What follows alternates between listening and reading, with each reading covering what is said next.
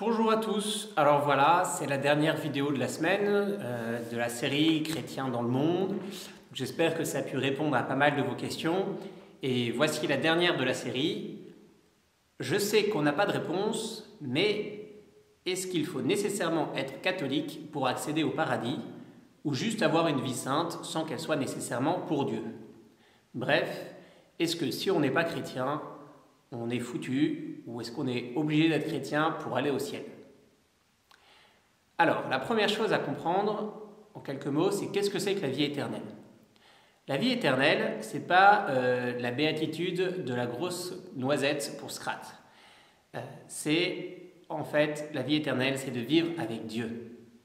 Vivre éternellement de la vie même de Dieu, s'épanouir dans son amour éternellement. Mais du coup, il va falloir tenir un deuxième point très important, c'est que le seul moyen d'accéder à ça, c'est le Christ. Le Christ est notre unique planche de salut. Rappelez-vous, il est le chemin, la vérité et la vie. Il n'y en a pas d'autre. La lettre aux Hébreux nous dit aussi, sans la foi, il est impossible de plaire à Dieu. C'est le Christ qui nous sauve. C'est pas nous qui nous sauvons. C'est pas nos actes. C'est pas parce qu'on est des gars bien. C'est le Christ qui nous sauve. On ne peut pas vivre éternellement avec le Christ sans lui. Mais alors se pose une question, on retourne sur notre question. Qu'est-ce qu'on fait de ceux qui n'ont pas la foi? Il faut se rappeler encore ici un deuxième principe essentiel. Ce principe, c'est très simple, c'est que Dieu est bon, il n'est pas injuste. Et si Dieu n'est pas injuste, il ne peut pas condamner ceux qui n'ont pas la possibilité de le choisir, ceux qui ne pouvaient pas se convertir. Pensez aux Indiens d'Amérique, avant qu'on ait découvert le Nouveau Monde. Comment est-ce qu'ils pouvaient choisir le Christ? Ils n'avaient jamais entendu parler de lui. Et ceux qui ont vécu avant le Christ, c'est pareil. Et aujourd'hui? Alors aujourd'hui, peut-être, pas sûr, que tout le monde a entendu parler du Christ. Mais comment? Si jamais toute ma vie j'ai entendu parler du Christ comme un gourou, un charlatan, ou même simplement un prophète, comment est-ce que je pourrais dire qu'il est Dieu et le choisir comme tel? Du coup, qu'est-ce que va faire Dieu? En fait, qu'est-ce que fait Dieu? On a vu que Dieu, il est la source de tous les biens. Il est la source de tout bien, même en dehors de l'Église. Quand quelqu'un fait quelque chose de bon, c'est Dieu qui suscite en son cœur l'amour de ce bien et de vouloir le faire. Dieu, il n'abandonne pas les hommes. Il suscite en chacun, par la voie de sa conscience, des moyens d'agir bien et de reconnaître ce que c'est que le bien.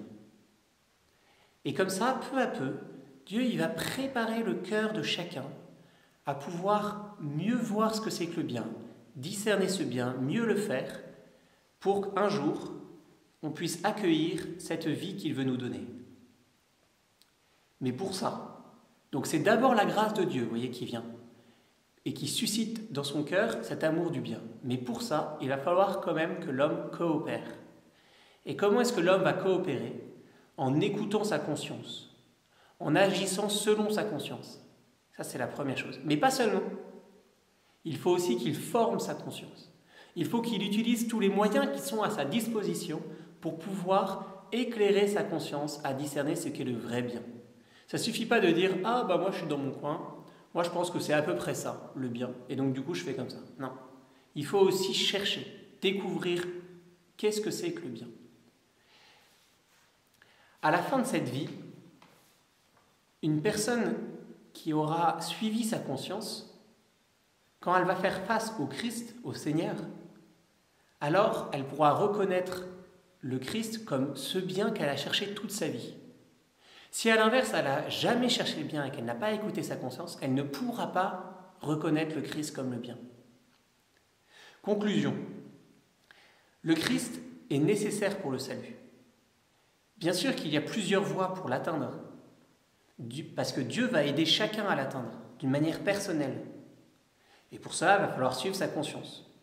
Cependant, il y a quand même une voie royale, une voie qui nous aide par excellence, c'est la voie de l'Église.